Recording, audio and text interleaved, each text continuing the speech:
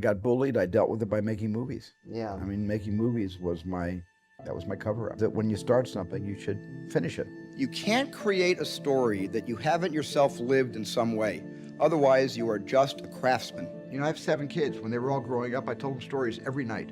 I went from room to room to room, telling them all different stories. And I do the same thing with a camera and a crew. Art support.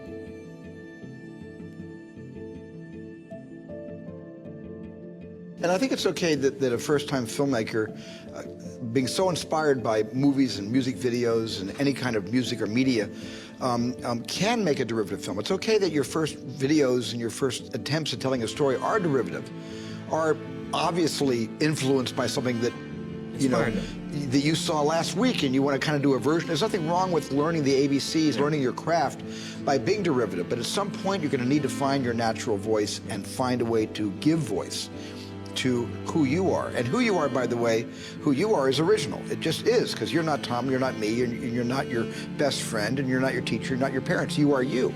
The first time I picked up a movie camera was because I was wrecking my electric trains when I was about 12 years old. I was crashing the 2 trains into each other and making a complete mess, and sometimes the trains would break and my dad would have to take them back to the electric train store to get them fixed, and he told me if I ever broke my trains again, he would take the entire set away. And we had an 8mm Kodak movie camera.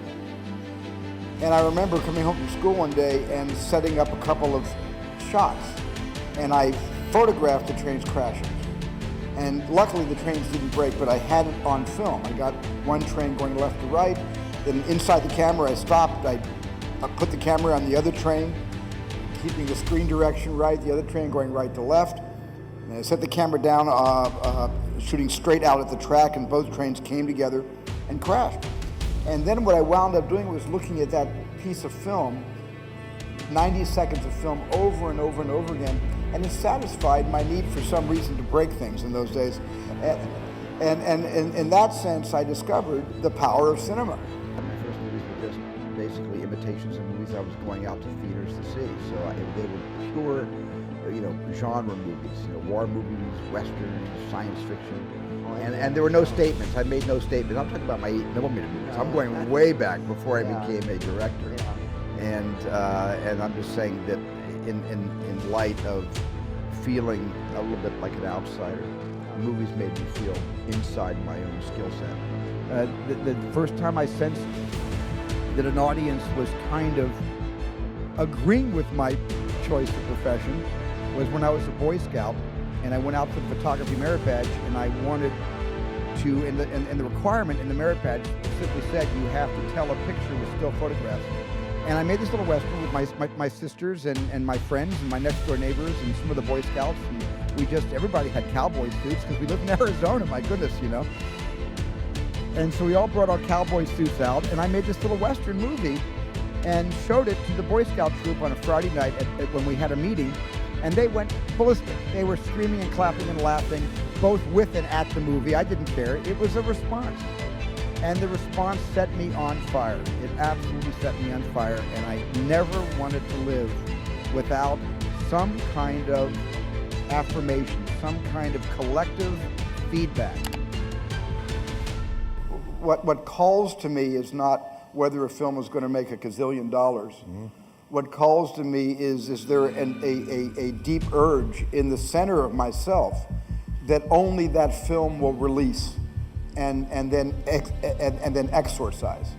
And that's the only condition I'll direct a movie. It's what I love to do more than anything else. I'd love to make pictures so I can look at them, so you could look at them, and so I can watch you looking at them, which is really, for me, the best part.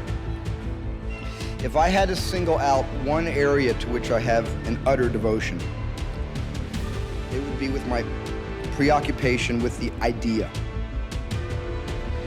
and the fight to still believe in the idea when so many others around you just don't get it, and the challenge of staying interested in one single idea for sometimes years, and the struggle not to contaminate that idea after months and years of obsessing over it. When I was in my early teens, I stayed up all night writing a screenplay and felt something to this day I swear I cannot get enough of. It was as close to the feeling of flying as I have ever had.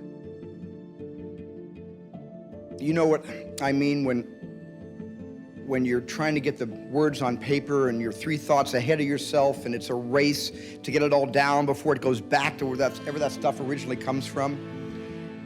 And it was called Inspiration. And I actually made a movie from that script I wrote all night, and it was called Firelight. And it was truly an awful movie. But the process was what it was all about. The experience of that obsessive focus, of having an idea and actually being able to photograph it. That's been the magic potion for me ever since. But when you have a dream, it doesn't often come at you screaming in your face, this is who you are, this is what you must be for the rest of your life. Sometimes a dream almost whispers.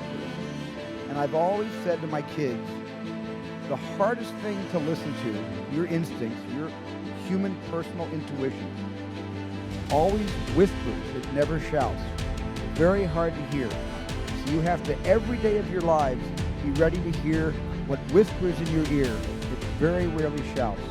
And if you can listen to the whisper, and if it tickles your heart, and it's something you think you want to do for the rest of your life, then that is going to be what you do for the rest of your life, and we will benefit from everything you do. And dyslexia, of course, was the first thing that led me to realize that I was different. Although I didn't have a name for it, I just knew that I dreaded going to school. I was 2 years behind the rest of my class, and of course I went through what everybody goes through, is teasing. Yeah. And I had to go through that for a long time. And so the teasing, led to a lot of other problems I was having in school, but it all stemmed from the fact that I was embarrassed to stand up in front of the class and read. Nobody diagnosed me as being dyslexic, and so all they could do was assume that I wasn't studying hard enough, that I wasn't reading hard enough, that I was perhaps lazy, yes. Yes, there's always envy. Envy is a good thing. You can't rise to any great height without not just envy, but because envy might be the wrong word. It's more jealousy and ambition and wanting to do better than those guys. And they all felt that way. We all felt that way about each other. But in trying to inspire each other and outdo each other, we worked together and collaborated with each other to make our films better. My movies are better for having Francis, George, and Marty, and Brian in my life. And I think some of their films are too. Every movie I've ever made has come from some place, whether conscious or unconsciously emotional. And even the kind of confections, comes from pain. Even Hook, which is a confection, my kids always loved the movie Hook. Came from a deep place. History is the greatest writer of drama and of irony and of catastrophe and of destiny and of victory. You can't do better than history. About 3/4 of my films all come from books. And because of that, you've already got a leg up. Half the work's already been done.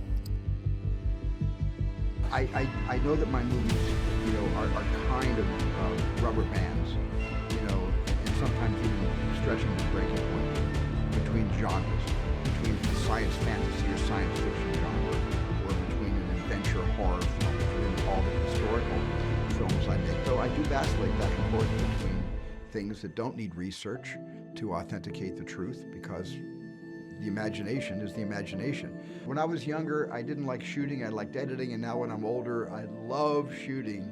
And I also love editing, but I love shooting. As I've gotten older, I've just gotten a little more comfortable with the fact that when you make a movie, it's a real social experience. Every single film I've made has been a marker of who I was at that time of the making of that picture. Well, you get there through, one, believing in yourself. As you know so well, when we started, we had $700, made it day-to-day barely, but we believed what we did was the very, very best. And it goes on the premise, if you realize that you're going to run across a lot of rejection. I say this time in and time out. Be prepared for the rejection, no matter how bad it is. Don't let it overcome you or influence you. Keep on going towards what you want to do, no matter what, no matter whether your bills are paid, not paid, someone says no 1,000 times. Again, go back to be as enthusiastic on door number 100 as you were on door number 1, but believe in yourself. And it's really all about knowing you have a great service or a great product that'll put you in the reorder business. So you're never selling, you're trying to get it in someone's hands, whether it's a service or a product, knowing it's so darn good that they're gonna wanna order it again or tell a friend about it to order it. And that's the real secret there. I've been homeless twice in my life, and when you're down and out, it's not an easy thing. The first time I was homeless, I was 23 years old. Second time is when I started John Paul Mitchell Systems, and I was in my 30s. And started thinking how bad things are, and oh my God, things are bad. How do I exist in this bad situation? I looked at, how do I get out of it? One time, I had no money, had a car that had a broken radiator, had to keep on putting water in it, but I would go around collecting old soda pop bottles, take them in, 2 cents for a little one, 5 cents for a big one, get some money, and look for part-time jobs no matter what they paid. I wanted to get out of it. I didn't want to be, okay, I'm gonna have to stay this way for a while, how do I survive? I look at how I got out of it, and by gosh, you can get out of it. America does work. You just have to do something. It's a combination of, one, the product, but you could also have the best product in the world, but unless you tell people about it, get them to use it, it's just going to sit there. So it's a combination of a couple of things. One, that product was exceptional. Same with Patron tequilas, Paul Mitchell or John Paul Pet. Exceptional product. But then one must do what those that maybe aren't quite as successful don't want to do, whatever it takes.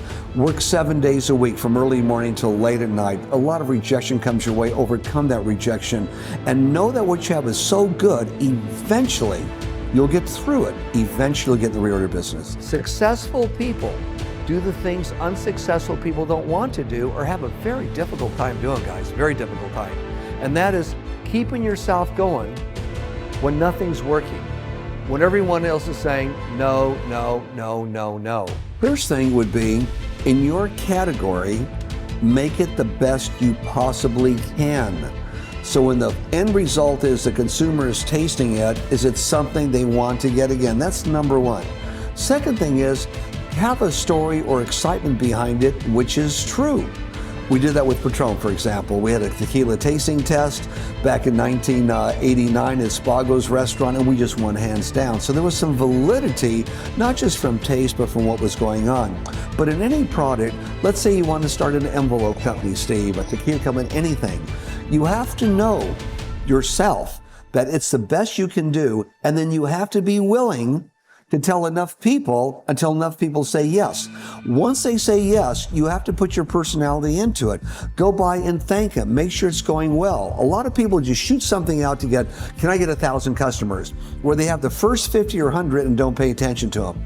You must pay attention to your first customers, unreal attention. It's easier to keep somebody than it is to try and get somebody new. Let's do the best we can with what we have. See, we want to live in the now. And usually when you're down and out or having difficulties, your mind is working very fast. Not your being, your mind is working very fast. And it's working off a lot of nows from the past. So a lot of experiences from the past and worries of what may happen in the future are going through your mind. Well, if you could eliminate that by saying, okay, there's nothing to do about the past, that's done. Yesterday's newspapers, can't change them. And who knows for sure what's going to happen in the future. Let's be here right now, take what resources we have right now, act upon them, and act towards a good future goal. So you were actually going along the street, trading in, bottles to get a nickel a piece? Oh, yeah. Yeah, in those days, actually it was the second time I was homeless, okay? But in those days, you got 2 cents for a little pop bottle, 5 cents for a big one. In every grocery store and every liquor store, you would just bring them to and they give you the money. And you do what you have to exist if times are lean. But at least this nation affords us that opportunity. If you know where you're at, well, how can I best make it to survive? Not, oh, poor me. How do I entrench myself for long-term survival? It's how do I survive right now and get myself to the next step? That's the attitude you have to have. For starters, we know we have a darn good product. But if we take the time with ourselves and our staff to go in there and tell them all the ways to use it and reassure them not as only a good product, but here's how you use it to create a good salon experience, or the consumer when you take it home to keep your hair the same in between visits, you fill a need in the marketplace. One, there's a need, of course, to buy a product or another product. But the next one is you must constantly remind them how to use it properly, which makes you a little different. Now, granted, maybe there's another one used the same way, but nobody told them. We're amazed at times when people are using some of our finest products and didn't know there's other ways to use it also. It's through education. You must constantly reinforce the education and why it's so good. I don't care what you have in life, no matter where you are in your life, there will always be somebody that needs it more than you do. So whenever you can give, as little as it might be, or whether it's of your own self. I know in my 20s, in my early 20s, I didn't have a lot of money, but at Thanksgiving and at Christmas, I'd be in Griffith Park in the lines at the feed-in. I'd be feeding people. They came in the lines there. I was there at the feed-in. I could serve really good. I could cut a turkey so cool, man. I got really good at that. I was a good server. It made me feel good because I was part of giving back.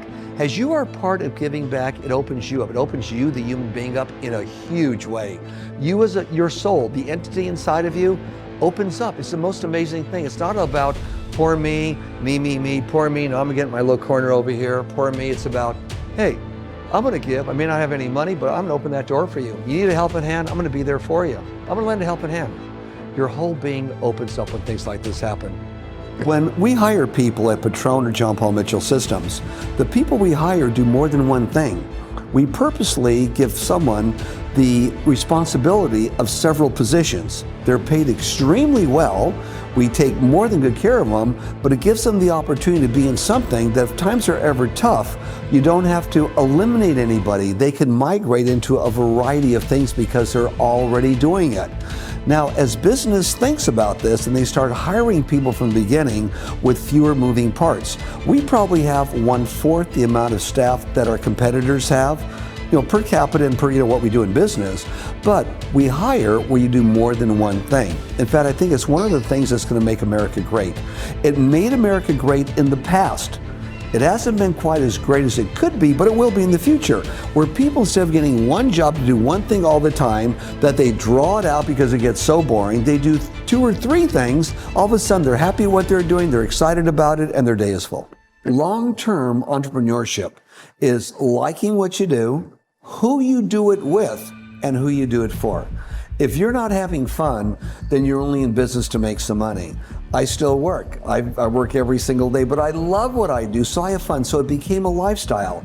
When you're working, it becomes work. It's not fun. When you're working, it becomes part of your lifestyle because you like it. It's fun. I look forward to calling on salons. I look forward to walking in some place and saying, thank you for using Paul Mitchell. I look forward to walking into a cocktail lounge. Wow, thank you for having Patron on the menu. To people in the hip hop industry, thank you for singing about Patron. The country and western industry, thank you for doing this. In other words, I like it so much that I appreciate so much also the people that like it too. It's a lifestyle and it's a good one. So if an entrepreneur can make a lifestyle that they like with the people they want to deal with part of their business, it'll be long-term and it will prosper because you are having fun. Everyone wants to have fun. But when you have a dream, it doesn't often come at you screaming in your face, this is who you are. This is what you must be for the rest of your life. Sometimes a dream almost whispers. And I've always said to my kids, the hardest thing to listen to, your instincts, your human personal intuition, always whispers. It never shouts.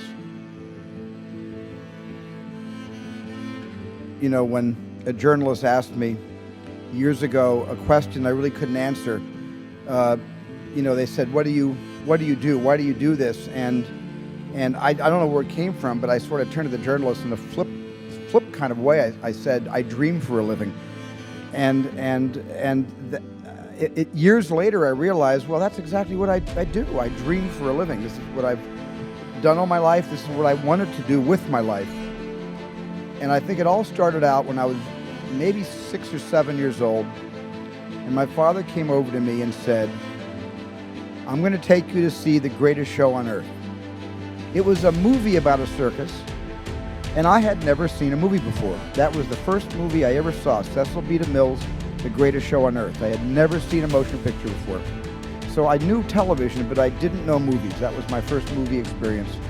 Now, in the center of this movie, if any of you remember the Cecil B. DeMille film, The Greatest Show on Earth, there's a tremendous train wreck where a train speeding along the tracks is encountered by a car, a person trying to stop the train to flag down the train, and the train hits the car flips over the top of the engine, and the train goes off the tracks, and there's a tremendous disaster where all the cars pile up. It was a special effect sequence. Later I learned it was a miniature train, but it was as real as I've ever seen anything in my life. It was the greatest disaster I ever beheld, and for me it began my interest not in making movies, but in asking my dad to get me a Lino electric train. So I went from wanting to become part of this incredible experience to wanting to own my first electric train.